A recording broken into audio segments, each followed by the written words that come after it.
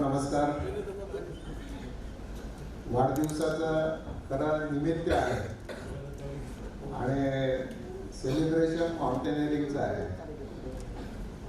एकदा आपण असाच विष्णुदास भावेमध्ये चाणक्य नावाच्या नाटकाचा प्रयोग आपण सगळ्यांनी बघितला आणि आपण सगळ्यांनी त्याचा आनंद घेतला. त्याच्यानंतर आपण एक रामायणावरती नृत्य नाटिका आणि गीतांचा कार्यक्रम सुद्धा एन्जॉय केला. हे वाढदिवसाचं जे आहे ना ते निमित्त आहे आपल्या सगळ्यांना एकत्र येण्याचं आणि काहीतरी इन्स्पिरेशनल या ठिकाणी घडावं. आपण कोरडे न जाता काहीतरी ओलावा घेऊन जावा हा हेतू या ठिकाणी असतो.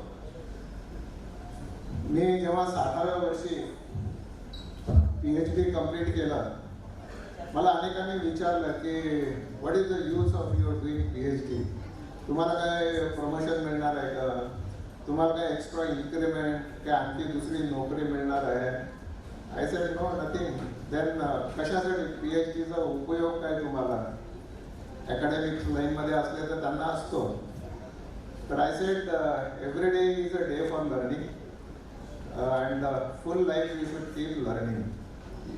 लर्निंग तुम्ही स्टॉप केलं की तुम्ही संपत आला.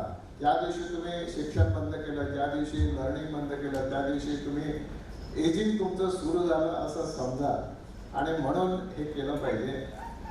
माउंटेनिअरिंग ग्रुपचा मला खूप आनंद आहे. उमेश जेटकांनी सांगितलं 2012 साली त्यांची नागरी मोहीम सगळ्यात मोठी यशस्वी झाली आणि मी त्यांना त्याच्यानंतर भेटायला गेलो होतो. आणि या ग्रुपमध्ये मी विरघळून गेलो. म्हणजे मी कधी एव्हरेस्ट आणि हे सगळं केलेलं नव्हतं, पण या ग्रुपमध्ये विरघळल्यानंतर त्या ग्रुपचा संसर्ग झाला आणि आपोआपच ती एनर्जी येत गेली. मी जेव्हा 2013 साली एव्हरेस्ट बेस कॅम्प केला, विठ्ठलजी या या या पुढे या पुढे या. एव्हरेस्ट बेस कॅम्प मी जेव्हा केलं आणि चढाई मित्र 10 दिवसांची, पहाड चढायचे उतरायचे चढायचे उतरायचे, ते काही सोपं नव्हतं. I was facing it for the first time. आणि ज्या दिवशी आम्ही एव्हरेस्ट बेस कॅम्पला पोहोचलो तर माझी जी फिलिंग होती ती फिलिंग अशी होती की अरे I could do it. I was feeling great. म्हणजे स्वतः माउंटेनिअरिंग तुम्हाला स्वतःला ओळख करून देतात. आपल्यालाच माहिती नसतं आपली कॅपॅसिटी किती आहे. मी एक साधं उदाहरण देतो. मी एक स्कूटर चालवणारा माणूस असतो, त्याला जर तुम्ही म्हटलं की कार चालव, तो म्हणेल नाही माझी ना स्कूटर चालवायचीच कॅपॅसिटी आहे, कारची नाही आहे. कारवाल्याला म्हटलं की हे ट्रक चालव, तो म्हणेल नाही माझा ट्रकची कॅपॅसिटी नाही आहे. ट्रकवाल्याला म्हटलं की हे आता ट्रेन चालव, तर तो म्हणेल नाही माझी तर ट्रकचीच कॅपॅसिटी आहे. पण या सगळ्या ठिकाणी माणसंच आहेत, माणसंच हे सगळे चालवत आहेत. मग याच्यामध्ये फरक काय आहे तर मित्र, फरक एवढाच आहे की या प्रत्येकाने जे चॅलेंज घेतलेलं आहे ना ते डिफरंट आहे. म्हणजे ज्याने छोटं चॅलेंज घेतलं त्याची कॅपॅसिटी छोटी झाली, ज्याने मोठं चॅलेंज घेतलं त्याची कॅपॅसिटी मोठी झाली. आणि म्हणून मी असा सिद्धांत काढला की your capacity varies according to the challenges you accept in your life. मित्र, बरेचदा आपण काय करतो की आपल्या चॅलेंजेसला लिमिट करतो. I say don't limit your challenges, challenge your limits, cross your limits and then you will be successful. गेल्या 12-14 वर्षात मी ॲडव्हेंचरमध्ये गुंतून गेलेलो होतो. 2012 मध्ये मी अंटार्क्टिकाची मोहीम केली 1 महिन्याची. 2013 मध्ये एव्हरेस्ट बेस कॅम्पला गेलो. 14 मध्ये आयलँड पीक केलं. गेल्या वर्षी आम्ही अन्नपूर्णा बेस कॅम्प केलं. मधल्या पिरियडमध्ये मी कधी स्नॉर्केलिंग केलं, स्कुबा डायव्हिंग मी केलं, पॅरासेलिंग केलं, पॅराग्लायडिंग केलं आणि 2 वर्षापूर्वी मी स्काय डायव्हिंग केलं. हॉट एअर बलून सफारी सुद्धा केला. तर कुठला ॲडव्हेंचर शिल्लक राहिला असं मला वाटत नाही. पण याचा फायदा काय आहे, याचं म्हणजे बेसिक तुम्हाला बेनिफिट काय आहे तर बेनिफिट असा आहे की साहस घेण्याची सवय माणसाला लागावी आणि साहस तुम्हाला इझी वाटावं आणि ते तुम्हाला करता यावं. लाईफमध्ये तुम्हाला मोठमोठे साहस चॅलेंजेस जे येतात ते फेस करण्याची तुम्हाला सवय लागावी, याच्यासाठी हे सगळं केलं पाहिजे असं मला वाटतं. आणि म्हणून या वर्षीची थीम वाढदिवस जरी असला तरी वाढदिवस हा एक ऑकेजन आहे. थीम माउंटेनिअरिंगची आहे आणि डेअर टू ड्रीम फाउंडेशन हे सुरू करण्याचा उद्देशच एवढा होता. केवळ 2 गोष्टी याच्यातून करायच्या आहेत. एक प्रेरणा मिळावी आणि दुसरं प्रोत्साहन मिळावं. हे फाउंडेशन या 2च गोष्टी करणार आहे. प्रेरणा मिळावी कारण प्रेरणेने माणूस पुढे जाऊ शकतो. इन्स्पिरेशन एक पाहिजे असतं, कुठेतरी स्पार्क मिळाला पाहिजे असतो आणि हा स्पार्क मित्र कोणाला कुठे आणि कसा मिळेल हे काही आपल्याला सांगता येत नाही. म्हणजे एखादा पूर्ण नदीत डुंबून निघतो पण तरी कधी ओला होतच नाही तो, आणि कधी कधी छोट्याशा पावसाच्या शिडकाव्याने सुद्धा तो ओला होऊन जातो. हा स्पार्क कोणाला कधी मिळेल हे काही सांगता येत नाही.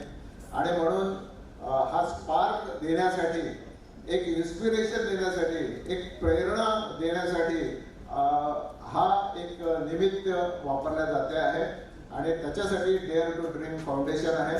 You should dare to dream, you should not shy off your dream. मी नेहमी सांगतो की ज्या गोष्टींना पैसे लागत नाही ना त्या गोष्टीच आपण करत नाही. स्वप्न बघायला काही पैसे लागतात? नाही लागत. मग स्वप्न बघावं तर एवढंसं का बघावं, एवढं मोठं का नाही बघावं, तर आपल्याकडे काही उत्तर नसतं. आणि म्हणून मी असं म्हणतो की स्वप्न बघण्यामध्ये कंजूशी आपण करू नका. स्वप्न पाहायची असतील ती मोठीच पहा. मोठी स्वप्न पाहिल्याशिवाय किंवा स्वप्न पाहिल्याशिवाय ते सत्यात उतरू शकत नाही. पहिले तुम्हाला ते स्वप्नातच आणावं लागतं, त्याच्यानंतरच ते सत्यात उतरतं. आणि म्हणून स्वप्न पाहिली पाहिजे. स्वप्न बघण्यामध्ये कंजूशी करू नका.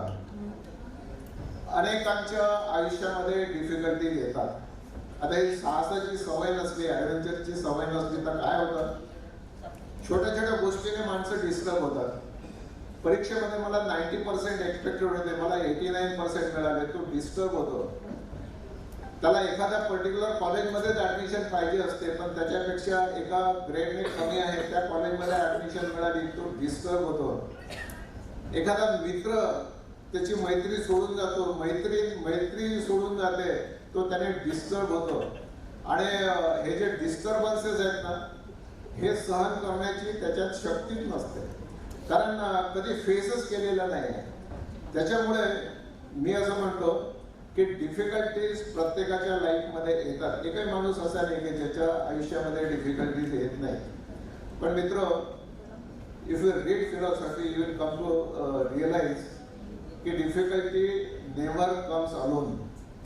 Difficulty always comes with opportunity. आणि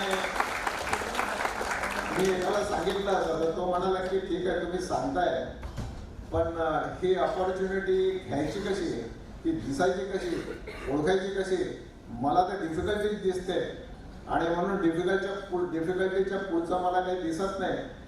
तर मित्र, डिफिकल्टी अँड ऑपॉर्च्युनिटी ह्या एकाच नाण्याच्या दोन्ही बाजू आहेत. You have to turn difficulty upside down, you will find opportunity. मग तो म्हणाला की हे सांगणं फार सोपं आहे पण how to turn it upside down, हे करणार कसं, होणार कसं. मी त्याला म्हटलं की बघा, डिफिकल्टी तुम्हाला आलेली आहे, तुम्हाला 2च पर्याय आहे, आयदर फेस इट और रन अवे फ्रॉम इट. दुसऱ्याशिवाय तिसरा पर्याय नाही. If you run away from it, you are not only running from the difficulty but you are losing your opportunity also. If you face it, the facing करण्यामध्ये काय होतं की opportunity, difficulty जी असते ती खूप स्ट्रॉंग नसते, डिफिकल्टी खूप weak असते. तुम्ही जर तिला फेस केलं तर ती पळून जायला लागते, दूर दूर जायला लागते. आणि मोमेंट ती दूर दूर जायला लागते म्हणजे काय होते की तुमच्या नजरेआड होते आणि ते डिफिकल्टीची दुसरी साईड अपॉर्च्युनिटी ही तुमच्या समोर येते. That is the way to realise the opportunity. Facing the difficulty is the way to realise the opportunity. आणि म्हणून डिफिकल्टी फेस केली पाहिजे. डिफिकल्टी फेस करण्यापासून आपण कधीही लांब गेलं नाही पाहिजे. आणि डिफिकल्टी जर आपण फेस केली तर आपल्याला अपॉर्च्युनिटी मिळते. आणि म्हणून मी असं म्हणतो की तुमच्या लाईफमध्ये जर डिफिकल्टी आली तर you should not feel unhappy, you should feel happy. अरे it has not come alone, there must be opportunity behind this difficulty. आणि म्हणून या सगळ्या डिफिकल्टीजचं तुम्ही स्वागत केलं पाहिजे. एक पुस्तक मी वाचलं, साधं पुस्तक होतं की why do good people suffer. आपण अनुभव करतो की चांगली माणसं जी असतात ना त्यांना खूप त्रास होतो, त्यांना खूप सफरिंग होतात, त्यांना खूप समस्यांमधून जायला लागतं. तर दॅट सेज म्हणजे डिफिकल्टी ह्या तुमच्या टेस्टिंगसाठी तुमच्या लाईफमध्ये येतात.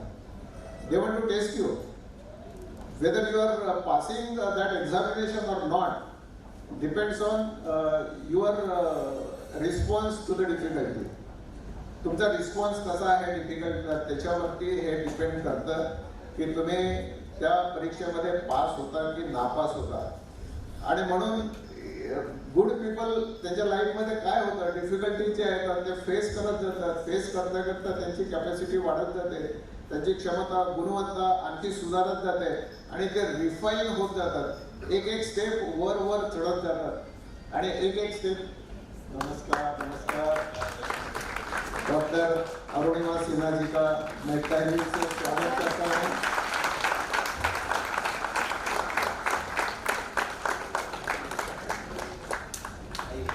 नमस्कार नमस्कार मित्रों. मेरा बोलना जो था बीच का टाइम पास करने के लिए था. अब चूंकि आज के जो मेन अतिथि है यह केवल सामान्य अतिथि नहीं है और यह डेयर टू ड्रीम फाउंडेशन का पर्पस भी यही है कि ऑर्डिनरी आदमी को इंस्पिरेशन के द्वारा एक्स्ट्रा ऑर्डिनरी परफॉर्मेंस के लिए तैयार करना. सामान्य आदमी असामान्य काम कर सके यह तैयारी करने के लिए यह डेयर टू ड्रीम फाउंडेशन है. मैंने देखा है अपने जीवन में भी लोग सोचने में ही कंजूसी करते हैं. एक आदमी था, वो कहता था कि मेरे घर पास में एक घोड़ा है, ये घोड़े में इतनी ताकत है ना कि वो यदि सोच ले तो हाथी को भी उठा के फेंक सकता है. लेकिन खाली डिफिकल्टी इतनी है कि वो कभी सोचता ही नहीं है. अगर वो सोचे तो ये करे, लेकिन सोचता ही नहीं है. तो मित्रों, जरूरत जो है वो सोचने की है. वामनराव पै सदगुरु मेरे गुरु थे. वामनराव पै का एक वाक्य है कि सोच बदलो, सोच बदलो जीवन बदलेगा, सोच बदलो देश बदलेगा, सोच बदलो जिंदगी बदलेगी. तो यह विचार बदलने की आवश्यकता है, सोच बदलने की आवश्यकता है. और सोच बदलने के लिए ना मित्रों कोई ना कोई प्रेरणा का स्रोत, प्रेरणा का धागा मिलने की आवश्यकता है. अब प्रेरणा मिलती कहाँ से है? तो प्रेरणा मिलती है कुछ किताबों से जो अच्छी बातें हम पढ़ते हैं, कुछ लोगों से जिनको हम सुनते हैं, कुछ लोगों से जिनको हम देखते हैं, और कुछ व्यक्तिमत्व ऐसे होते हैं कि उनका नाम केवल सुनने मात्र से ही हम प्रेरित हो जाते हैं. और ऐसा एक व्यक्तिमत्व है डॉक्टर अरुणिमा सिन्हा का. अरुणिमा जी, मैं आपको बताना चाहता हूँ कि यहाँ कई लोग ऐसे हैं जिन्होंने आपकी स्टोरी किसी के द्वारा सुनी है और वो प्रेरित हो गए हैं. कईयों ने आपका उदाहरण कई मंचों पर दिया है और जिन्होंने सुना वो प्रेरित हो गए हैं. मैंने आपकी किताब पढ़ी, born again on the mountain. इतनी इंस्पायरिंग किताब है मित्रों, अमेज़न पे उपलब्ध है. कई भाषाओं में उसका अनुवाद हुआ है। Born again on the mountain, इनकी किताब आप जरूर पढ़िए। मुझे तो ताजुब ये लगता है, आज हम उनसे सुनेंगे कि ये हमारी बहन, उनके साथ जो त्रासदी हुई, जो हादसा हुआ, रात भर जिनको वो पटरी पर रोते रोते, सोते सोते, जागते जागते वहां पर बैठना पड़ा। उसके बाद जब नजदीक के अस्पताल में गए, ऑपरेशन करना जरूरी था, पैर तोड़ना जरूरी था, लेकिन वहां पर एनेस्थीसिया नहीं है। ये बहन कहती है काटो, मैं देख लूंगी। अरे बिना एनेस्थीसिया के उनका पैर काटा गया, हिम्मत की दाद देनी पड़ेगी। और दूसरी बात सोच के मैं दंग रह जाता हूँ कि अस्पताल में है, इनका पैर काटा गया, उनको आर्टिफिशियल पैर लगाया गया और वो चलना भी मुश्किल है। मित्रों, हर एक के जीवन में डिफिकल्टीज आती है। सादे सादे डिफिकल्टीज से हम भाग जाते हैं, जीवन को छोड़ देते हैं, जीवन को त्याग देते हैं। लेकिन अरुणिमा सिन्हा जी के जीवन में ऐसी डिफिकल्टी आई कि जिसने उनको मौत का दरवाजा तक दिखा दिया, और मौत के दरवाजे को भी लात मार करके वो जिंदगी में आई है, वापस लौट आई है। उनके हिम्मत की दाद देनी पड़ेगी। मुझे कई बार ताज्जुब लगता है कि उस अवस्था में ये कैसे सोच रहे हैं कि मैं एवरेस्ट चढ़ूंगी। ये मैंने जो कहा कि जिस चीज को पैसे नहीं लगते हैं वो चीज हम करते नहीं है। अभी सोचने में पैसे लगते हैं क्या? सपने देखने में पैसे लगते हैं क्या? नहीं लगते हैं। तो यह सोच आना, ये कितनी बड़ी बात है। और केवल सोच नहीं आई, तो सोच को सत्यार्थ में बदल देने की हिम्मत भी उन्होंने जुटाई। आज हम उनके खुद मुंह से सुनना चाहते हैं। सब लोग यहाँ पर आपको सुनने के लिए आए हैं, आपको देखने के लिए आए हैं। यहाँ पर डॉक्टर्स है, यहाँ पर इंजीनियर्स है, साइंटिस्ट है, मुख्याध्यापक है, शिक्षक है, इंजीनियर्स है, और यहाँ पर हमारे मित्र रामराव वहाब जी जो एडिशनल डीजी रह चुके हैं महाराष्ट्र के पुलिस डिपार्टमेंट में, वो भी है। यहाँ के उप महापौर दशरथ भगत जी है। हमारा हावड़े परिवार है, हमारी फैमिली मेंबर्स है। जन्मदिन का केवल एक निमित्त मैं लेता हूँ हर साल, लेकिन कुछ प्रेरणा के माध्यम के द्वारा लोगों को प्रेरित करने का यह कार्यक्रम हमारे पूरे फैमिली के द्वारा किया जाता है। यही आज का ओकेजन है। मैं ज़्यादा समय नहीं लूँगा। हमको डॉक्टर अरुणिमा सिन्हा जी को सुनना है। मित्रों, आज इतनी बड़ी संख्या में इंडिया वेस्ट इंडीज की मैच होने के बावजूद भी आप यहाँ पर आए हैं। मैं आपको बहुत बहुत बधाई देता हूँ। धन्यवाद।